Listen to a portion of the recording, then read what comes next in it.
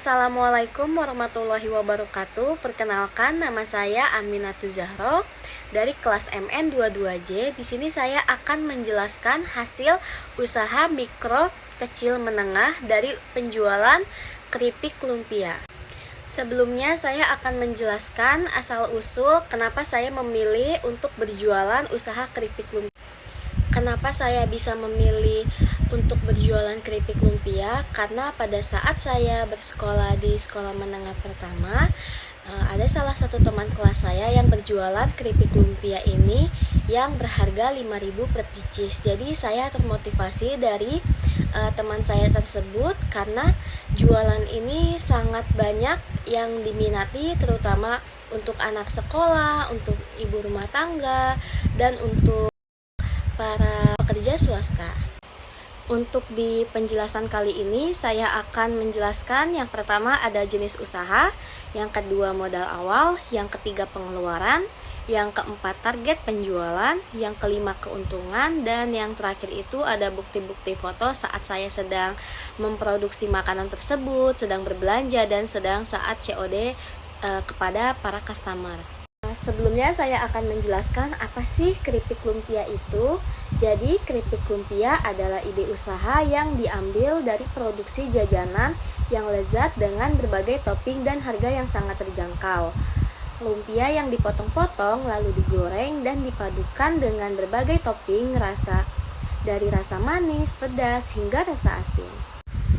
Untuk keunggulan keripik lumpia kami terdiri dari berbagai varian rasa. Yang pertama ada manis, ada rasa asin, hingga rasa pedas. Dan untuk harganya pun tergolong relatif murah dan sangat terjangkau untuk kalangan siswa, mahasiswa, ibu rumah tangga.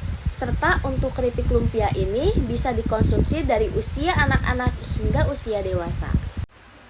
Di sini terlampir bukti kami saat membeli bahan-bahan untuk keripik lumpia, saat pemotongan kulit lumpia, menggulung-gulung lumpianya, serta merekatkan lumpia dengan terigu yang sudah dibasahi.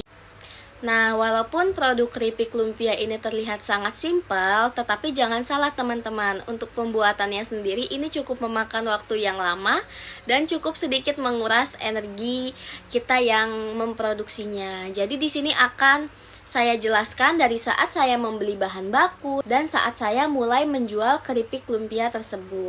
Yang pertama-tama yang pasti saya lakukan yaitu membeli bahan-bahan dari keripik lumpia tersebut. Yang pertama ada bahan utama yaitu keripik lumpia, ada minyak goreng, ada varian rasanya. Kalau untuk rasa manis saya pakai rasa strawberry, rasa matcha, rasa coklat, dan juga rasa taro. Untuk rasa pedasnya itu kita ada pedas asin jeruk, dan untuk rasa asin-asinnya itu seperti rasa jagung bakar. Dan gak lupa saya juga membeli standing pouch untuk kemasan keripik lumpia dengan ukuran 10 x 17 cm. Agar keripik lumpia saya ini semakin banyak diminati dan menarik pembeli, saya mengcustom logo bisnis saya untuk stiker di bagian standing pouchnya. Nah, seperti yang teman-teman lihat pada lampiran foto-foto tersebut, yang pertama kita lakukan yaitu menggulung-gulung kulit lumpia lalu direkatkan dengan terigu yang sudah dilarutkan dengan air. Setelah kulit lumpia sudah tergulung, kita lalu potong kecil-kecil hingga beberapa bagian. Setelah itu langsung kita goreng ke minyak yang sudah panas, lalu kita tunggu sampai kecoklatan. Selagi kita menunggu kulit lumpia yang sedang digoreng hingga berwarna coklat kematangan, di sini kita bisa sambil menyiapkan bumbu-bumbunya teman-teman. Jadi saat nanti keripik lumpianya sudah matang, kita bisa langsung membumbui keripik lumpia tersebut.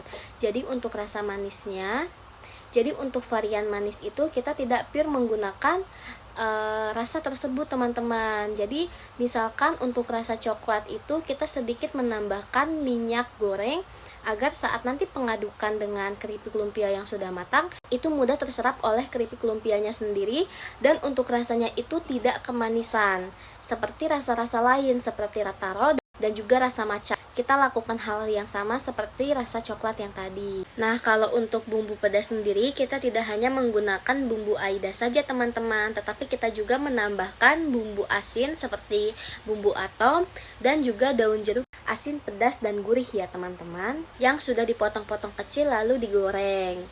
Nah setelah itu sebelum keripik lumpia dimasukkan ke dalam bumbu pedas ini, bumbu pedasnya itu kita aduk terlebih dahulu agar bumbunya itu merata. Jadi tidak kebanyakan asin, tidak kebanyakan pedas. Jadi pokoknya sebelum keripik lumpia dimasukkan ke dalam bumbu pedas ini sudah kita pastikan untuk rasanya ini pas. Dan untuk varian menu asin ini kita menggunakan dua rasa, yaitu rasa jagung bakar dan juga rasa jagung manis. Jadi buat teman-teman yang suka manis, teman-teman bisa pilih rasa jagung manis. Dan untuk teman-teman yang suka asin manis gurih, teman-teman bisa pilih jagung bakar. Nah, untuk harganya pun berbeda-beda ya teman-teman. Untuk rasa pedas dan rasa asin itu dilabeli harga dari mulai Rp6.000 saja. Kalau untuk rasa manis seperti taro, coklat, dan juga matcha itu kita labeli harga 7.000. Nah, kenapa sih di sini beda harga 1.000? Karena untuk pembuatannya pun beda ya teman-teman. Jadi lebih sulit saat kita membuat rasa manis karena lebih memakan waktu yang lama, seperti kita harus mengaduk minyak dan rasa manisnya agar tercampur rata. Dan juga untuk rasa manis ini sedikit memakan bahan baku yang agak lumayan banyak ya teman-teman. Jadi untuk harganya pun kita bedakan hanya Rp1.000 saja. Tapi untuk gramnya itu kita disamaratakan, mau asin, pedas, manis itu kita di gramnya sama. Nah lanjut, di sini kita akan membahas keuangannya teman-teman. Jadi untuk modal awalnya sendiri kita habis di harga Rp477.000. Nah karena ini usaha kelompok yang beranggotakan 13 orang, jadi untuk Rp477.000 itu dibagi 13 yang hasilnya kurang lebih Rp36.000 di masing-masing anggota.